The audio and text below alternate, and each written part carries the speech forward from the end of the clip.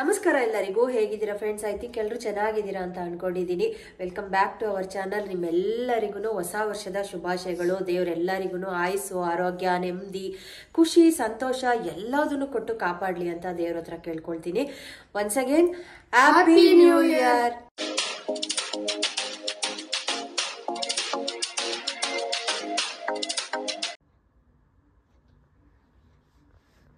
Happy New Year. Happy New Year. Happy New Year 2025.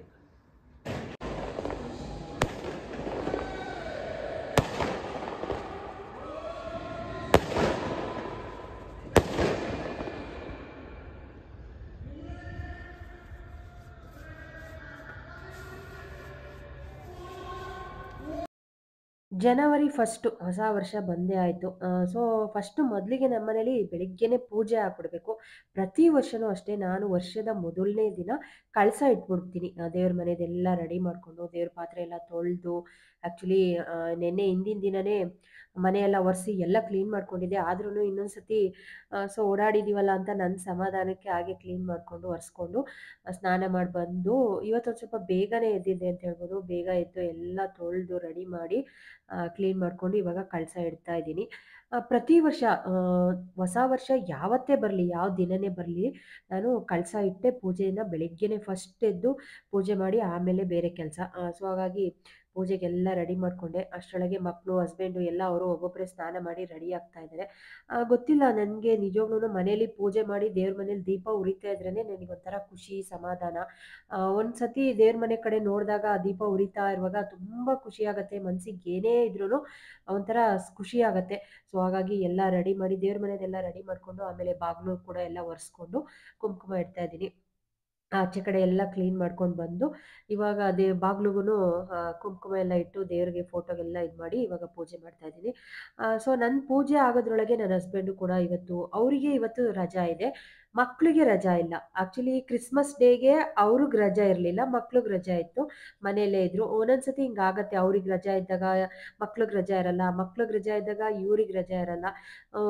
ಎಲ್ಲರೂ ಹೋಗೋಣ, ಆಚೆ ಹೋಗೋಣ ಅಂತ ಪ್ಲ್ಯಾನ್ ಮಾಡೋಕ್ಕೂ ಇದೇ ದೊಡ್ಡ ತಲೆನೋವಾಗ್ಬಿಡುತ್ತೆ. ಒಂದೊಂದ್ಸತಿ ಅರ್ಶನಿಗೆ ಮತ್ತು ಅವ್ರ ಅಪ್ಪಂಗೆ ಇಬ್ಬರಿಗೂ ರಜಾ ಇರುತ್ತೆ. ಅಂಥ ಟೈಮಲ್ಲಿ ದಿಶಾಂತಿ ಕಾಲೇಜ್ ರಜಾ ಇರಲ್ಲ, ಅವಾಗ ಹೋಗೋಕ್ಕಾಗಲ್ಲ. ಸಖತ್ ಒಂದೊಂದ್ಸತಿ ಒಂದು ಬೇಜಾರಾಗ್ತಾ ಇರುತ್ತೆ. ಆ್ಯಕ್ಚುಲಿ ಹೊಸ ವರ್ಷಕ್ಕೆ ಎಲ್ಲಾದರೂ ಹೋಗೋಣ ಅಂತ ಅಂದ್ಕೊಂಡ್ವಿ, ಈ ಇದಕ್ಕೇನೆ ಎಲ್ಲೂ ಹೋಗೋಕ್ಕಾಗಲಿಲ್ಲ. ಮಕ್ಳಿಗೆ ಇಬ್ರಿಗೂ ಸ್ಕೂಲು ಮತ್ತು ಕಾಲೇಜ್ ಇತ್ತು ಅಂತ ಎಲ್ಲೂ ಹೋಗಲಿಲ್ಲ. ಸೊ ಅವರು ಸ್ನಾನ ಮಾಡ್ಕೊಂಡು ರೆಡಿಯಾಗಿ ಬಂದರು ನನ್ನ ಜೊತೆ. ನಾನು ತುಪ್ಪದಾರತಿ ಮಾಡೋದ್ರೊಳಗೆ ಅವರು ಬಂದರು. ಹಾಗಾಗಿ ಇಬ್ಬರ ಜೊತೆಲೇ ವರ್ಷದ ಮೊದಲನೇ ದಿನ ಇಬ್ಬರು ಪೂಜೆ ಮಾಡ್ತಾ ಇದ್ದೀವಿ. ಬೆಳಿಗ್ಗೆ ತಿಂಡಿಗೆ ಅವರೆಕಾಳು ಬಾತ್ ಮಾಡಿದೆ, ಅದ್ರ ಜೊತೆಗೆ ಮೊಸರು ಬಜ್ಜಿ ಮಾಡಿದ್ದೀನಿ. ಬೇರೇನು ತಿಂಡಿ ಮಾಡೋದಕ್ಕಾಗಲಿಲ್ಲ, ಸ್ವೀಟ್ ಏನಾದರೂ ಮಾಡೋಣ ಅಂದ್ಕೊಂಡೆ. ಆ್ಯಕ್ಚುಲಿ ದೇವ್ರ ಮನೆದೇ ನಂಗೆ ತುಂಬ ಹೊತ್ತು ಕೆಲಸ ಹಿಡೀತು. ಸೊ ಬೆಳಿಗ್ಗೆನೇ ನನಗೆ ಮಾಡೋದಕ್ಕೆ ಆಗಲಿಲ್ಲ. ಪೂಜೆ ಪಾತ್ರೆದೆಲ್ಲ ತೊಳೆದು ಅದು ರೆಡಿ ಮಾಡಿ ದೇವ್ರ ಪೂಜೆ ಮಾಡೋದೇ ನಂಗೆ ತುಂಬ ಹೊತ್ತು ಟೈಮ್ ಆಗೋಗುತ್ತೆ. ಸೊ ಹಾಗಾಗಿ ಮಾಡೋಕ್ಕಾಗಲಿಲ್ಲ. ಸಾಯಂಕಾಲ ಏನಾದರೂ ಮಾಡೋಣ ಅಂದರೆ ನನ್ನ ಹಸ್ಬೆಂಡೇ ಅವರಿಬ್ಬರಿಗೂ ತಿಂಡಿ ಹಾಕ್ಕೊಟ್ಟು ಅವರು ತಿಂತಾ ಇದ್ದಾರೆ.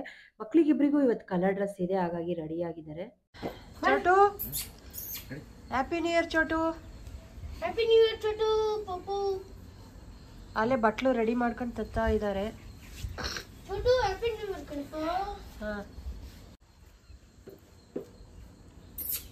ಶೂ ಹಾಕೊಳ್ಳ ಶಾ. ಬರ್ ಚೋಟು ತಗೋ.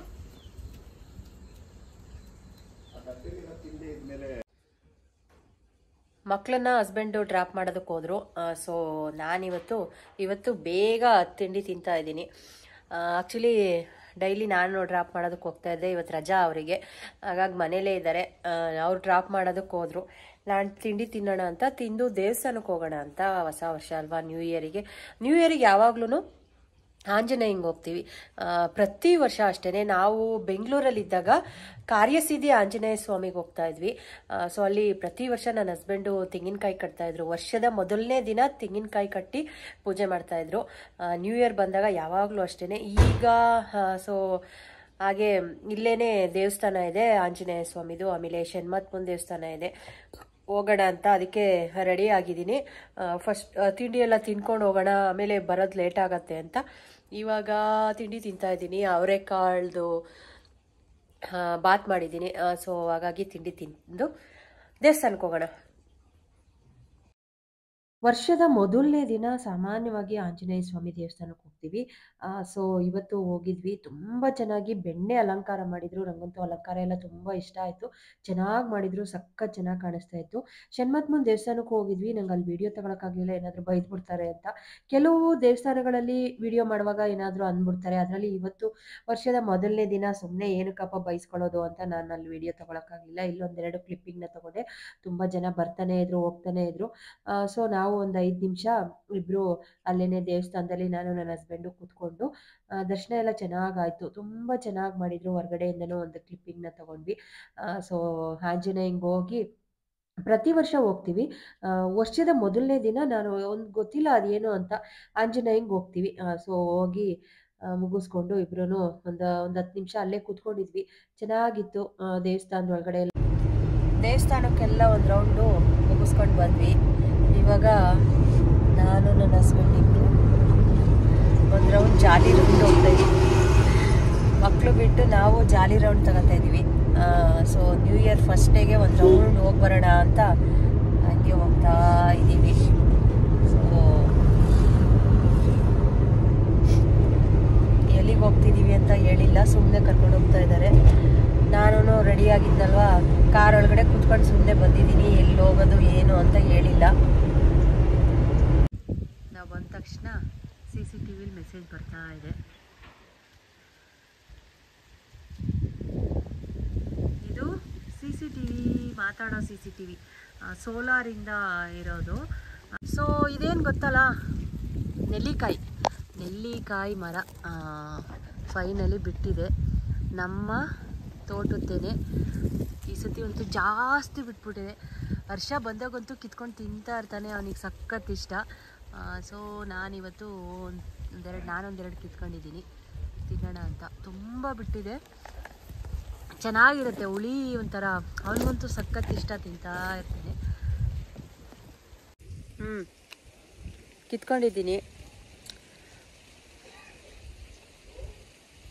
ಹುಳಿ ಆದರೂ ಒಂಥರ ಚೆನ್ನಾಗಿರುತ್ತೆ.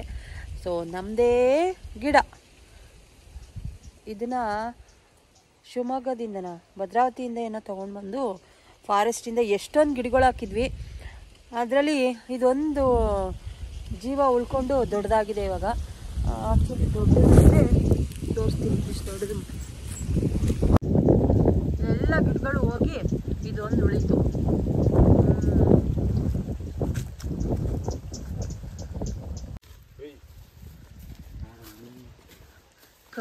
ಏನು ಗೊತ್ತಾ, ಏನು ಕೌಬಾಯಿ ಹೋದಂಗೆ ಹೋಗ್ತಾ ಇದ್ದಾರೆ ನೋಡಿ. ಇಲ್ಲಿ ಒಂದಷ್ಟು ಹಣ್ಣಿನ ಗಿಡಗಳು ಹಾಕಿದ್ದೀವಿ. ಅದನ್ನೆಲ್ಲ ತೋರಿಸ್ತೀನಿ ಬನ್ನಿ, ಏನೇನು ಗಿಡ ಹಾಕಿದ್ದೀವಿ ಅಂತ ಒಂದೊಂದೇ. ಇವಾಗ ಇದೇನು ಗಿಡ? ಸೀಬೆ ಗಿಡ. ಆಮೇಲೆ ಇಲ್ಲಿ ನುಗ್ಗೆಕಾಯಿ ಗಿಡ. ಆಮೇಲೆ ಸೀತಾಫಲ. ಎಸ್. ಆಮೇಲೆ ಇದು ರಾಮಫಲ. ಎಲ್ಲ ಇನ್ನೂ ಸಣ್ಣ ಸಣ್ಣ ಗಿಡ. ಸೊ ಇದು ಸ್ಟಾರ್ ಫ್ರೂಟ್ ಅಂತೆ. ಅದು ಆ್ಯಕ್ಚುಲಿ ಒಂದು ಬಿಟ್ಟಿತ್ತು ಅಲೆ ಒಂದೆರಡು ಸ್ಟಾರ್ ಫ್ರೂಟ್ ಹಾಕಿದ್ದೀವಿ. ಇದು ಬಂದು ಸೀತಾಫಲ. ಇದು ತಂದು ಹಾಕಿ ಒಂದು ಹೋಗಿತ್ತು, ಈಗ ಮತ್ತೆ ತಿರ್ಗಾ ತಂದು ಹಾಕಿದ್ದಾರೆ. ಇದು ಹಾಕಿರೋದು ನಿಮಗೆ ಗೊತ್ತಿಲ್ವ ಏನು ಗಿಡ ಅಂತ? ಇದೊಂದು ಹಾಕಿದ್ದೀವಿ, ಅದೇನು ಅಂತ ಗೊತ್ತಿಲ್ವಂತೆ. ಒಟ್ಟು ಇದು ಫ್ರೂಟೇ. ಆಮೇಲೆ ಇದು ನಿಂಬೆಹಣ್ಣ. ಎಸ್, ನಿಂಬೆಹಣ್ಣು ಗಿಡ. ಆಮೇಲೆ ಇನ್ನೊಂದು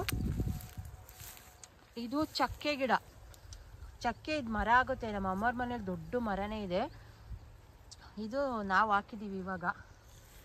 ನೆಕ್ಸ್ಟ್ ಇನ್ಯಾವುದಪ್ಪ? ಆಪಲ್ ಗಿಡ ಒಂದು ಹಾಕಿದ್ದೀವಿ.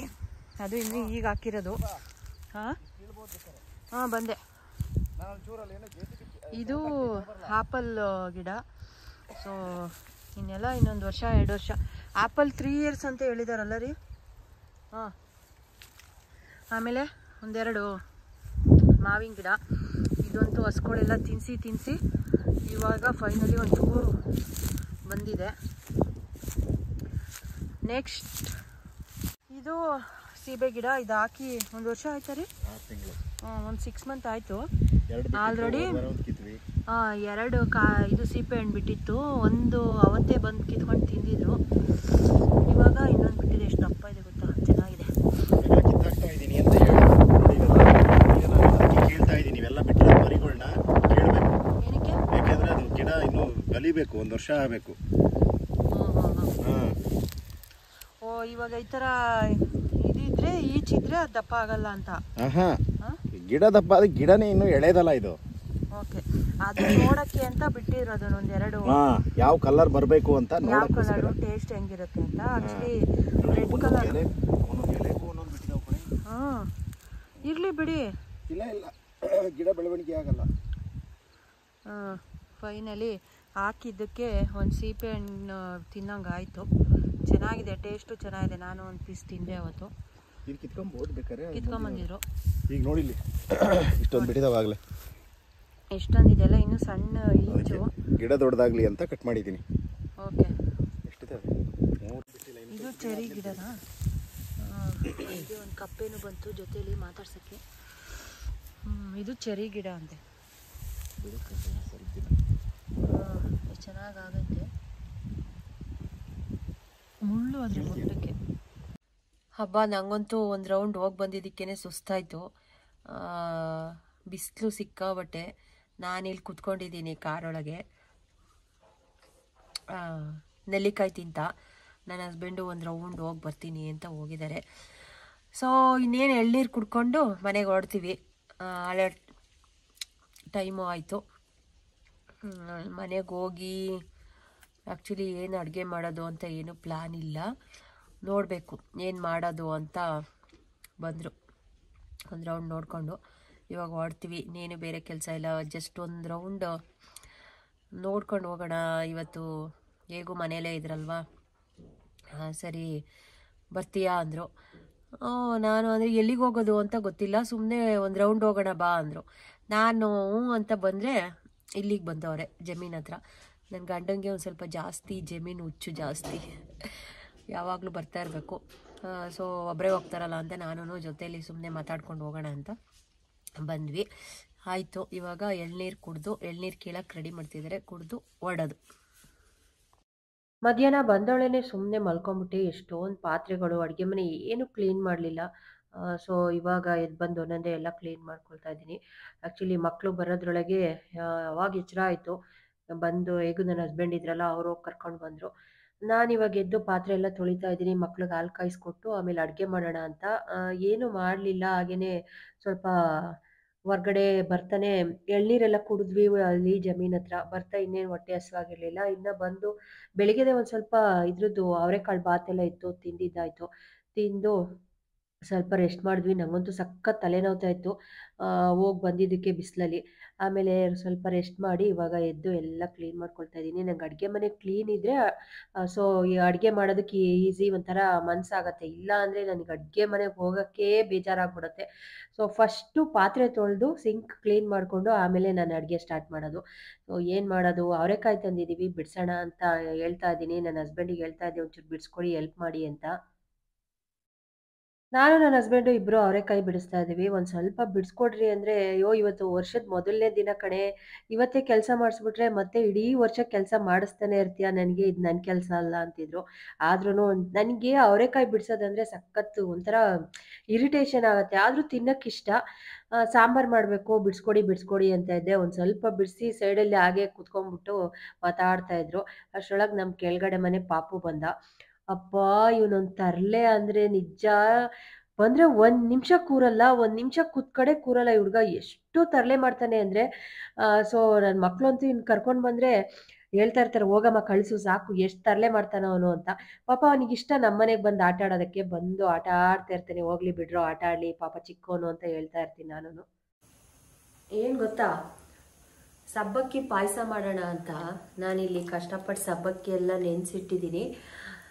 ಪಾಯಸ ಮಾಡೋಣ, ಇವತ್ತು ನ್ಯೂ ಇಯರ್ ಅಲ್ವಾ, ಏನಾದರೂ ಸ್ವೀಟ್ ಮಾಡೋಣ ಅಂತ. ಈಗ ಒಬ್ಬರು ತಿನ್ನೋಕ್ಕೆ ರೆಡಿ ಇಲ್ಲ. ನನಗೆ ಬೇಡ ಬೇಡ ಬೇಡ ಬೇಡ ಸ್ವೀಟ್, ನಮಗೆ ಬೇಡ ಅಂತ ಕತೆ ಹೇಳ್ತಿದ್ದಾರೆ. ಅದೇ ಅಂತಿದ್ದೀನಿ, ನನಗೆ ತಿನ್ನೋಕ್ಕೆ ಇಷ್ಟ ಇದ್ರೂ ನಾನು ಒಬ್ಳಿಗೂ ಮಾಡ್ಕೊಳಕ್ಕೆ ಬೇಜಾರು. ಒಬ್ಬರು ತಿನ್ನಲ್ಲ, ಮಕ್ಳಿಗೂ ಬೇಡವಂತೆ, ನನ್ನ ಹಸ್ಬೆಂಡಿಗೂ ಬೇಡವಂತೆ. ಮಾಡ್ಕೊಡ್ತೀವಿ ಅಂದರೆ ತಿನ್ನೋಕ್ಕೆ ಕಷ್ಟ, ಮಾಡಲ್ವಲ್ಲಪ್ಪ ಅನ್ನೋರ ಮನೇಲಿ ಅಂತಾರೆ. ಏನು ಮಾಡೋದು, ನೆನೆಸಿದ್ದೀನಿ ನಾವು ಗೊತ್ತಿಲ್ಲ ಏನು ಮಾಡೋದು, ಇದನ್ನೇನು ಮಾಡೋದು ಅಂತ ಯೋಚನೆ ಮಾಡ್ತೀನಿ. ಆದರೆ ಒಂದು ಫ್ಲವರ್ ಬಜ್ಜಿ ಮಾಡ್ತಾಯಿದ್ದೀನಿ, ಫ್ಲವರ್ ಬಜ್ಜಿ. ಸೊ ಹೇಗಿರುತ್ತೆ ಅಂತ ನೀವು ಕ್ಯೂರಿಯಾಸಿಟಿಯಿಂದ ನೋಡಿ. ತುಂಬ ಈಸಿ ಮಾಡೋದು ಕೂಡ, ಸಖತ್ತಾಗಿರುತ್ತೆ ಅಂತ ಅಂದ್ಕೊಂಡಿದ್ದೀನಿ. ಫಸ್ಟ್ ಟೈಮ್ ಟ್ರೈ ಮಾಡ್ತಾ ಇದ್ದೀನಿ, ಹೇಗಿರುತ್ತೆ ಅಂತ ನೋಡೋಣ. ನಾನು ಇದನ್ನು ಇನ್ಸ್ಟಾಗ್ರಾಮಲ್ಲಿ ನೋಡಿ ಟ್ರೈ ಮಾಡ್ತಾ ಇದ್ದೀನಿ. ಚೆನ್ನಾಗಿರುತ್ತೆ ಅಂತ ಅಂದ್ಕೊಂಡಿದ್ದೀನಿ. ಹೇಗೆ ಮಾಡೋದು ಅಂತ ನೋಡೋಣ. ಮೊದಲಿಗೆ ಬೆಂಡೆಕಾಯಿನೆಲ್ಲ ತೊಳೆದು ಈ ಥರ ಒಂದು ಕಾಟನ್ದು ಟವಲ್ ಮೇಲೆ ಒಣಗಿಸ್ಕೊಂಡಿದ್ದೀನಿ. ಯಾಕೆ ಅಂದರೆ ನೀರಿದ್ರೆ ಎಣ್ಣೆಗೆ ಹಾಕಿದ ತಕ್ಷಣ ಸಿಡಿದ್ಬಿಡುತ್ತೆ. ಸೊ ಅದಕ್ಕೋಸ್ಕರ ಇವಾಗ ಒಂದು 4 ಭಾಗ ಮಾಡ್ಕೊಳ್ಬೇಕು. ಹಿಂಗೆ ನೋಡಿ, ಈ ಥರ ನಿಮ್ಗೆ ಆ ಬೀಜ ಬೇಡ ಅನ್ನೋರು ತೆಗ್ದಾಕ್ಬೋದು, ಇಲ್ಲ ಬೀಜನೂ ಇದ್ರೂ ಏನೂ ಆಗಲ್ಲ, ಚೆನ್ನಾಗಿರುತ್ತೆ. ಹಾಕ್ಕೊಂಡು ಫ್ರೈ ಮಾಡ್ಕೊಂಡು ತಿಂದರೆ ಅದು ಏನು ಗೊತ್ತಾಗೋದಿಲ್ಲ. ಈ ಥರ 4 ಭಾಗ ಮಾಡಿಕೊಂಡು ತುದಿನ ಕಟ್ ಮಾಡಿಕೊಂಡು ಹಿಂದೆ ತನಕ ಫುಲ್ಲು ಈ ಥರ ಸೀಳ್ಕೊಂಬಿಡಿ. ಸೀಳ್ಕೊಂಡು ಫಸ್ಟ್ ಒಂದು ಪ್ಲೇಟಲ್ಲಿ ಇಟ್ಕೊಳ್ಳಿ. ಇವಾಗ ನಾನಿಲ್ಲಿ ಕಡಲೆ ಹಿಟ್ಟನ್ನ ತೊಗೊಂಡಿದ್ದೀನಿ. ಅದಕ್ಕೆ ಒಂದು ಸ್ವಲ್ಪ 2 ಸ್ಪೂನಷ್ಟು ಅಕ್ಕಿ ಹಿಟ್ಟನ್ನ ಹಾಕ್ಕೊಳ್ತಾ ಇದ್ದೀನಿ. ಆಮೇಲೆ 1 ಸ್ಪೂನಷ್ಟು ಖಾರದ ಪುಡಿ, ಖಾರದ ಪುಡಿ ಹಾಕ್ಕೊಳ್ತಾ ಇದ್ದೀನಿ. ಆಮೇಲೆ ರುಚಿಗೆ ತಕ್ಕಷ್ಟು ಉಪ್ಪು, ಒಂದು ಚಿಟಿಕೆಯಷ್ಟು ಸೋಡಾ ಪುಡಿ ಹಾಕಿ ನೀರು ಹಾಕಿ ಕಲಿಸ್ಕೊಳ್ಳೋಣ. ಬೋಂಡ ಬಜ್ಜಿ ಮಾಡೋ ಅದಕ್ಕೆ ಒಂದು ಸ್ವಲ್ಪ ಗಟ್ಟಿ ಇರಲಿ, ತುಂಬ ತೆಳು ಬೇಡ. ಅದಕ್ಕಿದ್ರೆ ಸಾಕು. ತುಂಬ ತೆಳು ಇದ್ದರೆ ಅದು ಬೆಂಡೆಕಾಯಿಗೆ ಅಂಟ್ಕೊಳ್ಳೋದಿಲ್ಲ. ಬಾಣಲೆ ಇಟ್ಕೊಂಡು ಇವಾಗ ಒಂದೊಂದೇ ಸೈಡಿಂದ ನಿಧಾನವಾಗಿ ಈ ಥರ ಅಗಲ ಮಾಡಿ ಹಚ್ಕೊಳ್ಬೇಕು. ಎರಡೂ ಸೈಡಿ ಅಗಲ ಮಾಡಿ ಈ ಥರ ಡಿಪ್ ಮಾಡಿ ಅದಕ್ಕೆ ಎಣ್ಣೆ ಒಳಗೆ ಹಾಕ್ತಾ ಬನ್ನಿ. ತುಂಬ ಚೆನ್ನಾಗಿರುತ್ತೆ ಫ್ರೆಂಡ್ಸ್, ನನಗಂತೂ ಸಖತ್ ಇಷ್ಟ ಆಯಿತು. ಈ ಮೆಣಸಿನ್ಕಾಯಿ ಬಜ್ಜಿ ಎಲ್ಲ ಮಕ್ಕಳು ತಿನ್ನೋದಕ್ಕೆ ಬೇಡ ಬೇಡ ಖಾರ ಇದೆ ಅನ್ನೋರಿಗೆ ಈ ಥರ ಮಾಡಿಕೊಡಿ. ಆಮೇಲೆ ಬೆಂಡೆಕಾಯಿ ತುಂಬ ಒಳ್ಳೇದಿರೋದ್ರಿಂದ ಹೆಲ್ತಿಗೆ ಈ ಥರದ್ದು ಮಾಡಿಕೊಡಿ. ಕ್ರಿಸ್ಪಿಯಾಗಿ ಅಕ್ಕಿ ಹಿಟ್ಟು ಹಾಕಿದ್ವಲ್ಲ, ಅದಕ್ಕಂತೂ ಗರಿಗರಿಯಾಗಿತ್ತು, ತುಂಬ ಚೆನ್ನಾಗಿತ್ತು. ಮಕ್ಕಳಿಗೆ ಎಲ್ಲರಿಗೂ ಇಷ್ಟ ಆಯಿತು. ನೀವು ಇಷ್ಟ ಆದರೆ ಲೈಕ್ ಮಾಡಿ ಫ್ರೆಂಡ್ಸ್.